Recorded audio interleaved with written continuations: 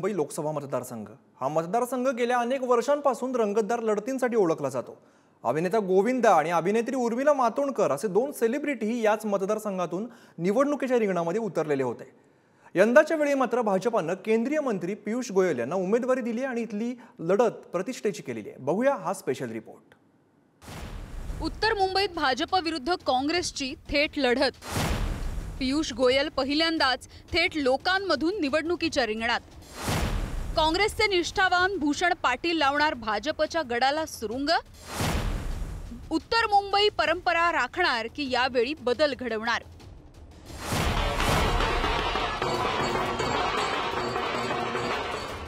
आजवर रंगतदार लढतींसाठी ओळखला जाणारा उत्तर मुंबईचा मतदारसंघ यंदाच्या वेळी सुद्धा चर्चेत आला तो भाजपच्या धक्कातंत्रामुळे। भारतामध्ये 2019 साली सर्वाधिक मताधिक्यांनी निवडून आलेले खासदार गोपाळ शेट्टींचा पत्ता कापून केंद्रातील वाणिज्य मंत्री पियुष गोयल यांना भाजपने या मतदारसंघामधून निवडणुकीच्या रिंगणात उतरवलं। त्यामुळे ही निवडणूक भाजपसाठी प्रतिष्ठेची झाली आहे। तर या मतदारसंघामधून महाविकास आघाडीकडून नेमकं कुणाला रिंगणामध्ये उतरवायचं यावरती बराच खल झाल्याच्या नंतर काँग्रेसने भूषण पाटील यांना इथून उमेदवारी दिली।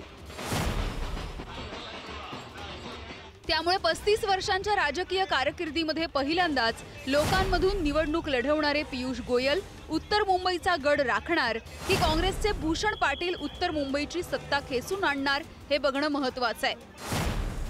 विधानसभेतील राजकीय बलाबल। बोरिवली सुनील राणे भाजपा, दहिसर मनीषा चौधरी भाजप, कांदिवली पूर्व अतुल भातखळकर भाजप, चारकोप योगेश सागर भाजप, मागाठाणे प्रकाश सुर्वे शिंदेंची शिवसेना, मालाड पश्चिम असलम शेख काँग्रेस। सद्यस्थितीतील या लोकसभा मतदारसंघातील विधानसभेची गणितं पाहता 6 पैकी 4 विधानसभा भाजपकडे आहेत। मागाठाण्यामध्ये शिंदेंच्या शिवसेनेचे प्रकाश सुर्वे असल्यामुळे एकूण 5 विधानसभा महायुतीकडे आहेत। तर केवळ एकाच ठिकाणी मालाड पश्चिमेमध्ये काँग्रेसची हुकूमत दिसते।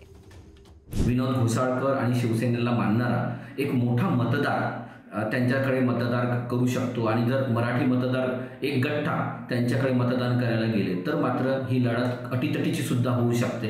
एकूण सध्या तरी गोयलांचं पारडं जड आहे, कारण भाजप आणि भाजपचा तो बालेकिल्ला आहे। मात्र त्याच वेळेला भूषण पाटील एक चांगली टक्कर गेल्या 2 निवडणुकांपेक्षाही अधिक चांगली टक्कर त्यांना देतील अशी शक्यता अधिक आहे। याच मतदारसंघामध्ये याआधी कोणी बाजी मारली ते सुद्धा बघूयात। 1989 मध्ये भाजपच्या तिकिटावरती राम नाईक खासदार झाले। त्यावेळी हा मतदारसंघ पालघर पर्यंत पसरला होता। 3 टर्म खासदार राहिलेल्या नाईकांचा 2004 मध्ये काँग्रेसकडून तिकीट मिळालेल्या अभिनेता गोविंदाने पराभव केला। विरारच्या छोऱ्याला हितेंद्र ठाकूरांनी मदत केली आणि बाजी पलटली। 2009 मध्ये पुनर्रचनेच्या नंतर हा मतदारसंघ खऱ्या अर्थानं उत्तर मुंबई झाला। तेव्हा काँग्रेसने संजय निरुपम यांना उमेदवारी दिली। त्यांनीही राम नाईकांचा पराभव केला। आताच्या घडीला गोविंदा आणि संजय निरुपम हे दोघेही काँग्रेसमधून पक्षांतर करून शिंदेंच्या शिवसेनेमध्ये म्हणजेच महायुतीमध्ये सामील झालेत। पुढे 2014 मध्ये गोपाळ शेट्टी याच मतदारसंघामधून मोदी लाटेमध्ये दिल्लीत खासदार झाले। तर 2019 मध्ये गोपाळ शेट्टी विरुद्ध उर्मिला मातोंडकर अशा लढतीमध्ये गोपाळ शेट्टींनी तब्बल 4.5 लाखांच्या मताधिक्यानं ही जागा राखली।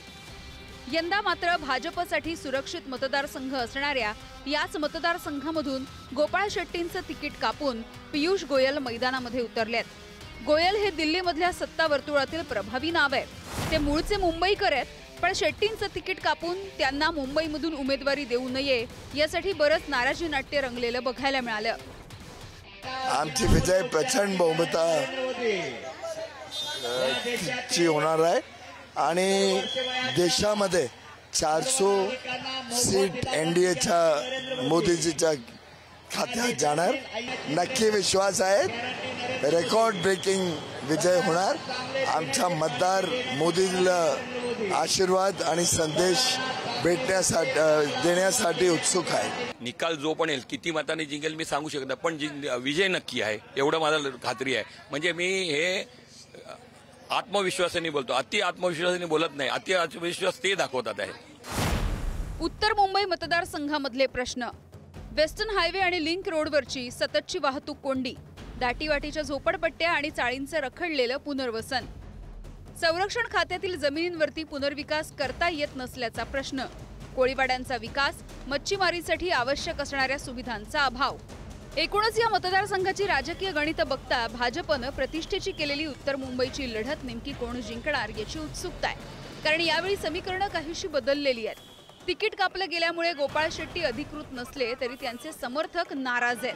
भाजपच्या मतांमध्ये युती मित्र म्हणून वाटा उचलणारी शिवसेना पूर्णपणे भाजप सोबत नाही आहे. एका मतदारसंघातील सेनेचे आमदार शिंदेंच्या शिवसेनेमध्ये गेले असले तरी या मतदारसंघातील शिवसेनेची पक्ष संघटना मोठ्या प्रमाणावरती ठाकरेंच्या सोबत आहे. त्यांची मतं वाढवतानाच भाजपची मतं किती कमी करतं यावरती सुद्धा या निवडणुकीचा निकाल ठरू शकतो. भाजपची मदार मोदींचं महात्म्य आणि गुजराती उत्तर भारतीय मतदारांवरती आहे. नेमकं काय घडतं? उत्तर मुंबईचे मतदार नेमका कुणाला कौल देतात? दिल्लीमध्ये प्रभावी असणाऱ्या पियुष गोयलांना की गल्लीबोळामध्ये काम करणाऱ्या भूषण पाटलांना? उत्तर मुंबईचं उत्तर मिळेल ते 4 जूनलाच.